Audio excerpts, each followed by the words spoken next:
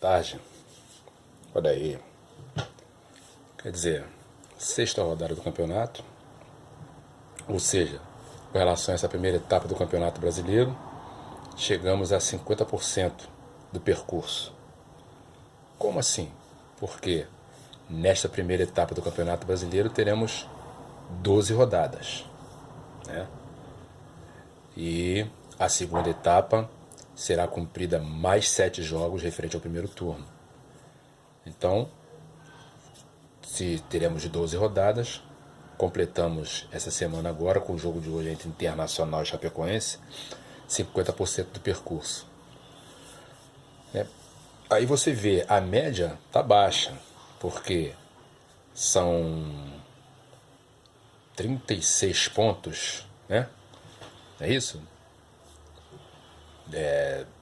Cada jogo 3 pontos, cada jogo 3 pontos, valem 3 pontos, 3, 6, 9, 12, 15, 18, 21, 24, 27, 30, 33, 36 pontos. E nenhum dos clubes atingiu 50% desses 36 pontos. É claro que aqueles que já avançaram um degrau, ou seja, passaram de 10 pontos, estão mais próximos do topo, que seriam 18, né? Metade pelo menos desses 36 pontos. E aqueles que estão ficando lá por baixo têm que ficar muito atento com isso, porque já se completou 6 rodadas e tem gente que ainda não fez nem 5 pontos. Isso acaba complicando, né? É o que eu disse já há algum tempo. Esse campeonato vai ser diferente porque teremos 3 etapas. Essa que vai até dia 12, depois uma outra com 7 jogos, e depois da Copa do Mundo, o segundo turno. Então, ó, tem que correr, meu amigo, correr bastante para fazer o máximo de pontos que puder fazer, né? No sábado houve a abertura da sexta rodada, com um clássico no Maracanã entre Vasco e Flamengo. Houve também um jogo entre Palmeiras e Bahia, e Atlético Mineiro e Cruzeiro. No caso de Flamengo e Vasco, era um jogo que tinha tudo para ser empate, na verdade, porque os clássicos eles são assim.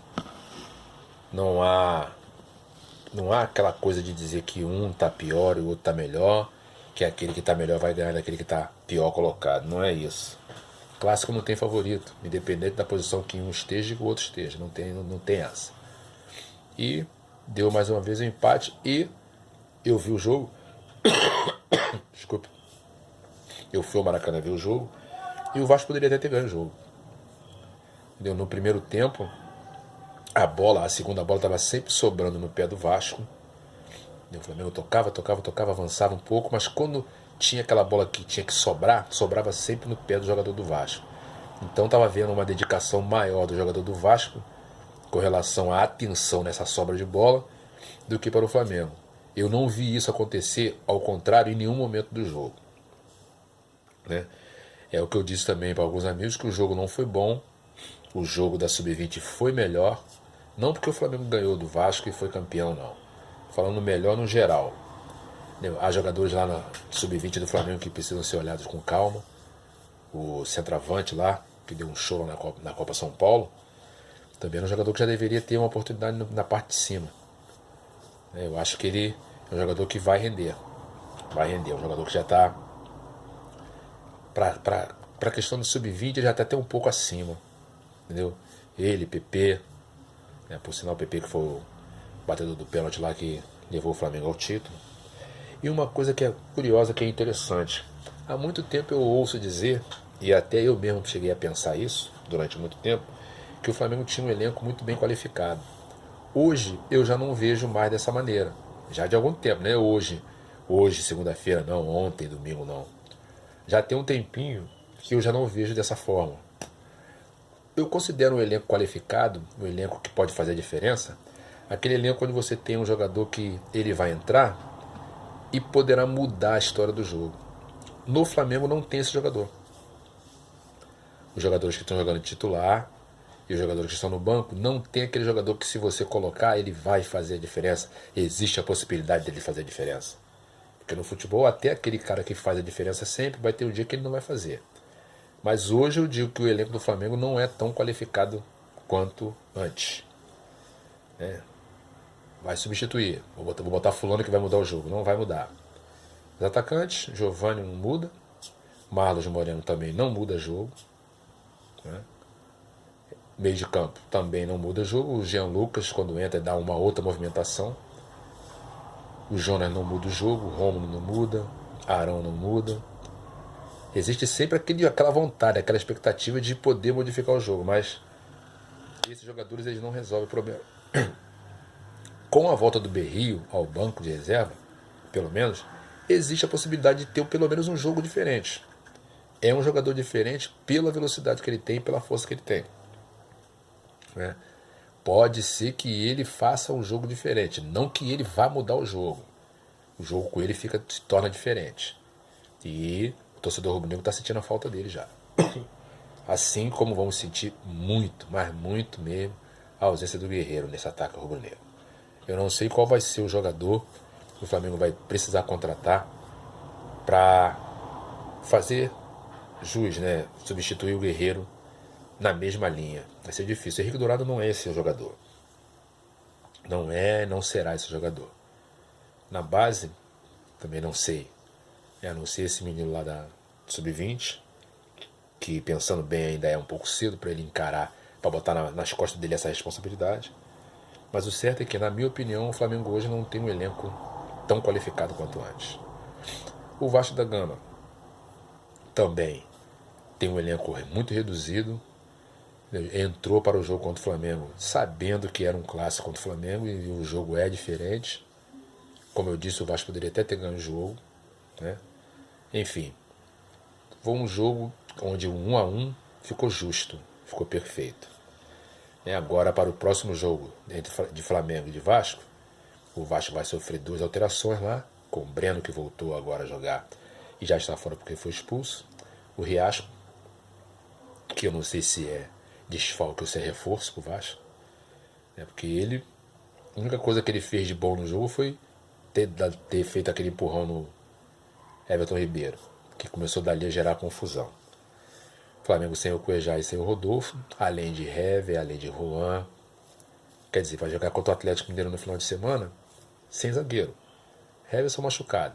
Juan também está pegado. Rodolfo foi expulso. Sobrou Léo Duarte, Túlia e mais um ou outro da base. Contra um Atlético Mineiro que está no momento liderando o campeonato. Não jogará o Cuejá, não jogará o Diego. Enfim, só aí são o quê? 5 desfalques. Eu não sei como é que o treinador, como é que o Barbieri vai fazer para suprir. Daí é que está o detalhe de se dizer que o Flamengo tem um elenco qualificado. Porque não vai jogar o Cuejá, deve jogar o Jonas.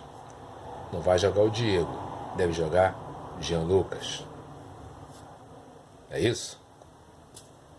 Então, é complicado. Não vai jogar o Hever, não vai jogar o Juan, não vai jogar o Rodolfo. Vai ser quem? Léo Duarte e Túlia? Ou vai botar 3 zagueiros? Ou vai dar uma oportunidade o Trauco de jogar no meio? Não sei como é que ele vai fazer. O certo é que 5 desfalques pelo menos no Flamengo contra o Atlético Mineiro. O Vasco já está no Chile, vai fazer lá um jogo que precisa vencer para tentar chegar ao 3º lugar no seu grupo da Libertadores para ter direito à Sul-Americana. É fácil? Não, não é fácil não. Muito difícil o Vasco conseguir essa vaga. Mas o torcedor vascaíno tem que acreditar. O Fluminense fez um bom jogo ontem, jogou ontem às 7 da noite contra o Atlético Paranaense. Pensei que o Atlético fosse fazer uma pressãozinha a mais, porque vinha bem, de repente deu uma queda, mas daqui a pouco vai se levantar de novo. E eu achei que esse surgimento do Atlético Paranaense pudesse ser ontem contra o Fluminense, que eu acho que os dois times estão mais ou menos no mesmo nível. Então pensei que fosse ser um jogo mais difícil para o Fluminense, mas não, foi facílimo. E o Botafogo, por exemplo, o Botafogo jogou contra o time do América. Eu estava vendo ontem o time do América. O time é muito fraco. O time é muito ingênuo, muito fraco. Ganhou do Botafogo na questão. O Botafogo jogou até melhor. Se o Botafogo fosse um pouquinho mais ousado, teria ganho um jogo facinho. Mas não, o time brasileiro ele tem a maneira de quando vai jogar fora de casa, ele joga de outra maneira. Mas eu gostei do início do jogo do Botafogo, mas o Botafogo parece que não manteve aquele jeito de jogar do início e acabou perdendo o jogo lá onde poderia ter até ganho o jogo. Agora, repito, o time do América Mineiro é bem fraquinho. Bem fraco. Vai vender caro os jogos lá dentro do estádio dele. Né? Mas é bem fraco. Assim como fraco também é o Ceará. É bem fraquinho também. Entendeu? Então, são aquela coisa que eu já falei. Paraná, é aquela coisa que eu falei. O Paraná empatou ontem com o Grêmio. Pô, e aí? Uma hora o Paraná vai ganhar de alguém, pô. E pode ser de um grande. Mas, Paraná, América Mineiro, Paraná, América Mineiro, Ceará. Esse pessoal vai ter que fazer um campeonato à parte. Porque eles não almejam nada mais do que permanecer na primeira divisão. Né? Então agora é aguardar aí os jogos do meio da semana aí. Vasco joga no meio da semana, Flamengo joga também no meio da semana. Depois tem essa viagem lá para jogar contra o Atlético Mineiro. Enfim, mais um meio de semana de jogos internacionais aí, né, para os clubes que estão na Libertadores ainda. E depois, na sequência, é o final da semana com os jogos de Libertadores. E a Libertadores vai ficar só para depois da Copa do Mundo, quando terminar essa fase de grupo. Tá certo? Então, meus amigos, é aguardar para ver o que é que vai acontecer. A seleção brasileira já foi convocada, o pessoal está se apresentando hoje. Não vamos esperar que o Neymar vai jogar aquele bolão que ele sempre jogou, porque 3 meses parado aí é diferente. Readaptação, coragem de dividir, então uma série de coisas. Então não vamos achar que o Neymar vai ser aquele do início da carreira, porque essa contusão, essa lesão dele aí é um ponto de parada, é um corte na sequência do jogo do futebol do rapaz. Até ali, Neymar era um. Dali pra frente, o Neymar pode vir a ser outro. Vai continuar sendo bom, né? Vai continuar sendo bom, porque quem tem talento sempre. Mas teve esse corte aí, entendeu? Então daqui pra frente, o Neymar vai ser outro jogador, né? Essa é a minha opinião, a minha visão sobre as coisas. Tá certo? Houve alguns questionamentos com relação à convocação aí, mas o Tite usou os critérios dele para convocar, chamou quem ele já tinha experimentado, e agora só resta para o torcedor torcer. Nada mais do que isso. Perfeito? Então, uma boa semana para todos nós, que possamos ter uma semana longa de paz e de bem em todos os setores de nossas vidas. Ok? Um abraço para todos.